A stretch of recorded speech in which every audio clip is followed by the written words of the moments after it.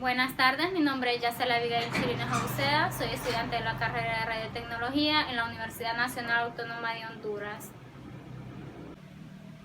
En el capítulo 38 del Manual de Radiología para Técnicos encontramos el diseño para protección radiológica. Características de la protección radiológica. Muchos dispositivos de protección radiológica y sus accesorios están asociados con los sistemas modernos de imagen de rayos X. Dos de ellos son apropiados para todo el sistema de imagen de rayos X de diagnóstico y están relacionados con la carcasa de protección del tubo de rayos X y con el panel de control. Carcasa de protección del tubo de rayos X. Cada tubo de rayos X debe estar dentro de una carcasa de protección, que esto reduce la radiación de fuga durante su uso. La radiación de fuga debe ser inferior a 100 mRg por hora, a una distancia de 1 metro de la carcasa protectora. Panel de control. El panel de control debe indicar claramente las condiciones de exposición y cuando el tubo de rayos X está encendido. Indicador de distancia de la fuente al receptor de imagen. Este debe haber un indicador de distancia de una fuente al receptor de imagen. Es la SID, y como sus siglas en inglés significa Source to Imaging Receptor Distance. Este indicador puede ser tan sencillo como una cinta de medida atada a la carcasa del tubo o tan avanzado como los láseres y el receptor de imagen. Debe haber colimadores rectangulares con aberturas variables del indicador de luz. Para exámenes especiales, los colimadores se pueden reemplazar por conos y diafragmas. La atenuación del haz útil debido a las mandíbulas del colimador deben ser equivalentes al del material de carcasa protectora. Limitación positiva del haz. Estos limitadores positivos del haz, como sus siglas en inglés PBL, ya no se exigen, pero continúan siendo una parte de la mayoría de los nuevos sistemas de imagen de radiografía. La PBL debe estar dentro del 2% de la SID. Alineación del haz.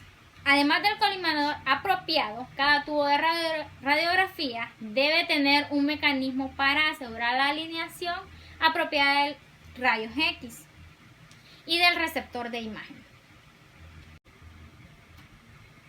Filtración. El propósito general de todos los haces de rayos X de diagnóstico debe de tener una filtración total de como mínimo 2.5 milímetros de aluminio cuando se opera a voltajes superiores de 70 kVp.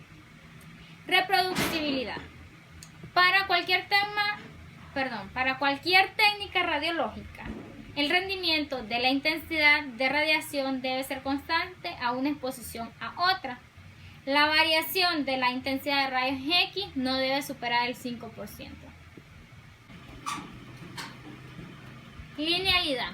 Cuando se usan estaciones de MA adyacentes, por ejemplo 100 y 200 MA, y el tiempo de la exposición se adjunta para MAS constante, el rendimiento de la intensidad de radiación debe permanecer constante.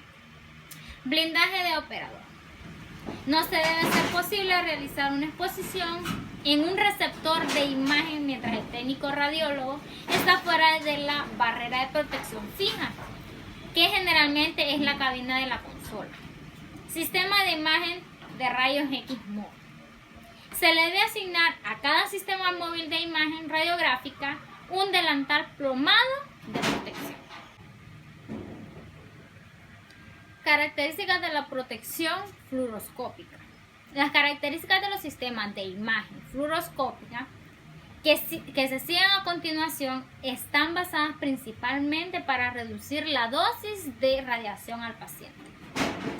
Distancia de la fuente a la piel. Para mantener la exposición, el intensificador de imagen es necesario aumentar el NA para compensar el aumento de distancia. La SSD no debe ser menor de 38 centímetros en la fluoroscopía estacionaria y de 30 centímetros en los fluoroscopios móviles. Barrera de protección primaria. El armazón del intensificador de imagen sirve como barrera de protección primaria y debe equivaler el 2 milímetros de plomo. Filtración. La filtración total del haz de rayos X de fluoroscopía debe ser por lo menos equivalente a 2,5 milímetros de aluminio. Colimación. Los colimadores de haces de rayos X de fluoroscopía se deben ajustar de manera que un borde no expuesto sea variable en el monitor de la imagen cuando el fósforo del intensificador de imagen se coloque a 35 centímetros por encima de la mesa y los colimadores estén abiertos completamente. Control de la exposición. El control de la exposición de los fluoroscopios debe ser de tipo hombre muerto, es decir, si el operador cayera muerto o simplemente dejara de presionar el mando, la exposición terminaría, a menos que el operador caiga sobre el interruptor. Cubierta de Bucky de la ranura. Durante una fluoroscopía, la bandeja de Bucky se mueve al final de la mesa del examen, dejando una abertura en un lado de la mesa de aproximadamente 5 centímetros de ancho a nivel gonadal. Cortina protectora. Se debe colocar entre el fluoroscopio y el paciente una cortina o un panel protector equivalente como mínimo a 0.25 milímetros de plomo. Temporizador acumulativo. Debe haber un temporizador acumulativo que produzca un sonido audible cuando el tiempo de la fluoroscopía sobrepase los 5 minutos. Producto de dosis por área. La intensidad de las de rayos X en la mesa de una fluoroscopía no debe sobrepasar los 2,1 Röntgen por minuto por cada mA de funcionamiento a 80 kbp. Diseño de barreras protectoras. En el momento de diseñar una sección de radiología o una sala de examen de rayos X individual, no es suficiente considerar solo las características arquitectónicas generales. Se debe prestar mucha atención a la localización del sistema de imagen de rayos X en la sala de examen. Tipo de radiación. Se debe considerar 3 tipos de radiación en el momento de diseñar una barrera protectora. La radiación primaria es la más intensa y por lo tanto la más peligrosa y la más difícil de blindar. La radiación primaria es el haz útil, aunque esta considerablemente no existe porque la radiación primaria es la radiación de haz que recibe el paciente. Hay 2 tipos de radiación secundaria: radiación de dispersión y radiación de fuga. La radiación de dispersión es el resultado de la interacción del haz útil con cualquier objeto, haciendo que algunos rayos X sean dispersados.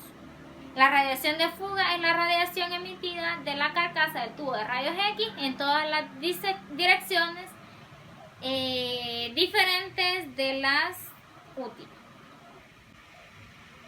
Factores que afectan el grosor de la barrera. Se debe tener en cuenta muchos factores cuando se calcula el grosor necesario para la barrera de protección. Estos son la distancia, que es el espesor de una barrera, depende de la distancia entre la fuente de radiación y la barrera. Está la ocupación, que es el uso del área que está siendo protegida. Esa es de principal importancia. El control, un área ocupada principalmente por personal de radiología y pacientes, se llama área controlada.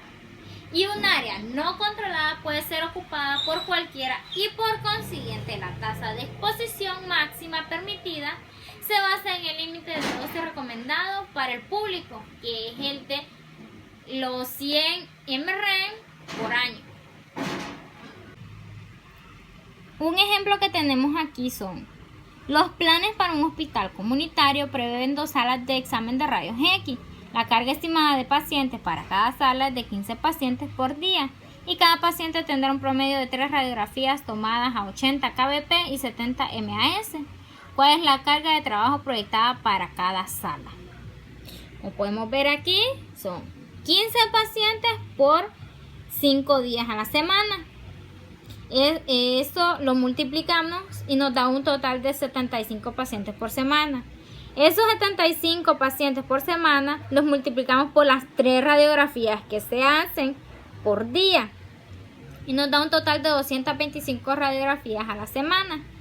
Esas 225 radiografías las vamos a multiplicar por los 70 MAS, que ya nos lo dan aquí, y nos da un total de 15.750 MAS por semana. Esos 15.750 MAS los vamos a multiplicar por 1 minuto sobre 60 segundos y nos da un total de 262.5 MA por minutos por semana. Detección de la radiación y medida. Hay instrumentos diseñados para detectar la radiación o para medirla o para ambos fines. Aquellos diseñados para la protección normalmente operan en el modo de pulso o tasa y se usan para identificar la presencia de radiación. En el modo de pulso, la presencia de radiación se indica por un solo sonido instantáneo o un chichirrante o pitido. Detectores de gas. Existen 3 tipos de detectores de gas. Está la cámara de ionización, los contadores proporcionales y los detectores de Geiger-Müller.